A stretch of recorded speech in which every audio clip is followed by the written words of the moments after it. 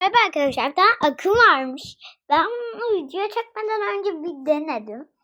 Göz attım ve öksürdüm. Şimdi bunların dediklerini yapın, gerçekten öksüreceksiniz. Ben şu an dediklerini yapacağım. Başlayalım. Ha, bu arada abone ol diyeceğimizi unutmadım.